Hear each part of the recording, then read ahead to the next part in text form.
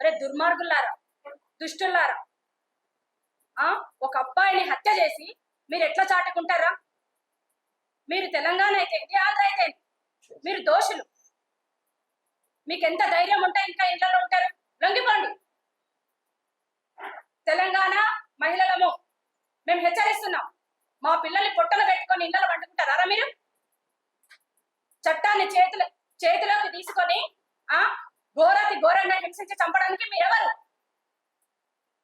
21 సంవత్సరాలు చేయడానికి మాకు ఎంత కష్టమైతుంది? ఒక అబ్బాయిని ఒక్కొక్క బీడీ కట్టి కట్టి ఒక్క రోజు 100 రూపాయలు సంపాదించి మా పిల్లల్ని చదువుకుంటాడు, బాగుపడతాడు సమాజానికి అని 90% వచ్చి మార్కులు తెచ్చుకున్న మా బిడ్డని హైదరాబాద్ పంపిస్తే పట్టపగలు పొట్టను పెట్టుకున్న మూర్ఖులారా, ఫస్ట్ బయటికి రండి. మీకు ఎంత ధైర్యం ఉంటే ఇంకా లోపల ఉంటారా? ఏ చట్టాలంటే మీకు భయం లేదా? పోలీసులంటే భయం లేదా? ఇదైనా మీరు చేసేది, ఇదైనా మీరు నేర్చుకునేది? ఫస్ట్ బయటికి రండి. కాలేజీ యాజమాన్యం ఏం చేస్తుంది సార్? 35 సంవత్సరాల చరిత్ర ఉందనేది ఇదేనా మీ సంస్కారం? మీ కాలేజీలో ఒక విద్యార్థి చచ్చిపోతే ఏమైందని కనీసం పరామర్శించడానికి కూడా మీకు నోరు వస్తలేవా? ప్రిన్సిపల్ అంటే ఆల్రౌండ్ డెవలప్మెంట్ తీసుకొస్తామని మీరు ఎన్నో చెప్పి ఎడ్యుకేషన్ డిపార్ట్మెంట్ దగ్గర పర్మిషన్ తెచ్చుకున్నారు. మీకు సంబంధం లేదా? మీరు ఎందుకు పట్టించుకోరు? ఇప్పటి వరకు కూడా ఎందుకు కంప్లైంట్ చేయలేదు? మీ కాలేజీలో జరుగుతున్నటువంటి సంఘటన మీరు సీసీ కెమెరాలలో గుర్తించలేదా? ఎందుకు మీరు ఆ విద్యార్థి పైన జరిగినటువంటి యాగాయిత్యానికి మీకు సంబంధం లేదా? మీరు ఎందుకు రెస్పాన్స్ అయితే లేదు? మీ యొక్క ధైర్యం ఏంటి? ప్రభుత్వాలు మొత్తం కూడా ఈ ప్రైవేట్ యాజమాన్యానికి మద్దతు ఇస్తూ వీళ్ళు ఇచ్చేటువంటి మూట కట్టుకొని ఎడ్యుకేషన్ డిపార్ట్మెంట్ ఏ సీఎం వచ్చినా కూడా అతనే ఎందుకు ఉంచుకుంటారు? హోమ్ డిపార్ట్మెంట్ ఎందుకు ఉంచుకుంటారు వాళ్ళ దగ్గరనే? ఎందుకంటే భారీ మొత్తంలో మీకు మూటలు వస్తాయి కాబట్టి ఆ మూటలు మోసుకోవడం కోసం దగ్గర పెట్టుకుంటారు. మా ప్రాణాలతో సంపాదించుకుంటారా? మా శవాల మీద మీరు చిల్లర ఏర్పుకుంటారా? ఎన్ని రోజులైంది ఒక తల్లి శవం కోసం మాట్లాడుతుంది?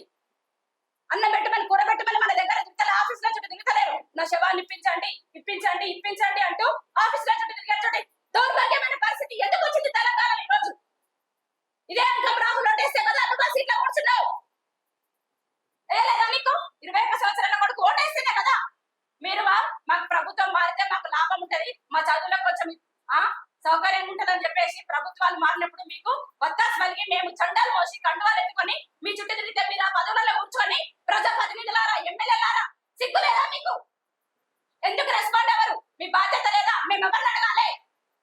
మారుమూల గ్రామంలో జరిపేన నా బిడ్డ కోసం మేము ఎవరిని అడగాలి? మీరు చెప్పండి.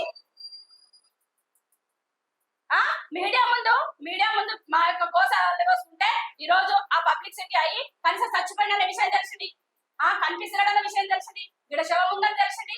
కనీసం మీడియాకున్న బాధ్యత కూడా అధికార ప్రతినిధులకు లేదా? రక్షణ శాఖ మేమిస్తే మేము కట్టే ట్యాక్సులతోటి మీకు జీతాలు వస్తున్నాయి. చట్టాన్ని చేతిలో చింపి హత్య చేసిరు. మీరేం చేస్తున్నారు?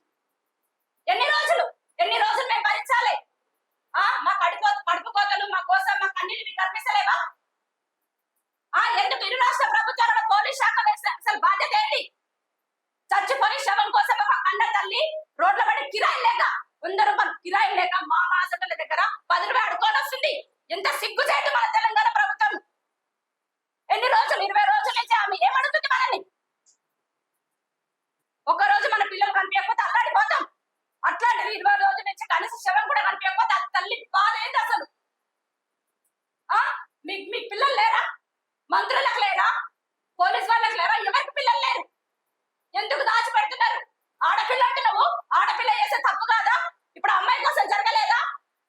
జస్ట్ మాట్లాడినంత మాత్రాన ఇంత కర్కశంగా, ఇంత నీచంగా చట్టాన్ని చేతిలోకి తీసుకొని 4.5 గంటలు హింసించి ఒక్కరు 24 గంటల లోపల 21 సంవత్సరాల కొడుకుని మాయం చేస్తే ప్రభుత్వాలకు, ఇరు రాష్ట్ర ప్రభుత్వాలకు సంబంధం లేదా?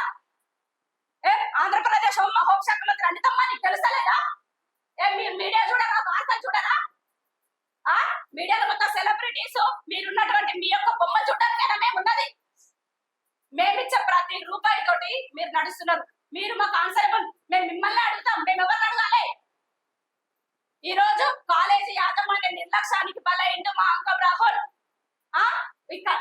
ఈ యొక్క దోషులు అసలు ఎంత ధైర్యం ఉంటే వాళ్ళు చంపి 20 రోజులు అవుతుంది ఫోన్ చేసి చెప్తారు మేము ఇంటిస్తాము, సామాన్య ఒక సంఘం, ఒక బీసీ సంఘము సురేష్ అనే వ్యక్తి ఇంత ఇన్వెస్టిగేషన్ చేసి ఇంత ఇన్ఫర్మేషన్ తీసుకొని ఇన్ని రోజుల నుంచి పని చేసి సమాజాన్ని ముందు పెడితే సిగ్గు అనిపిస్తలేదా?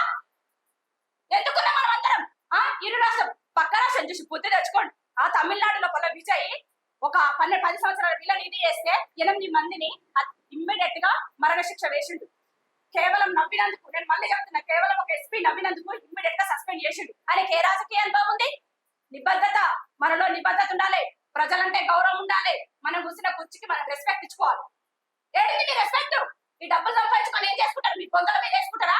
మన నేను 3 పూటలు అన్నమే కదా, ఏం చేసుకుంటాం ఇవన్నీ?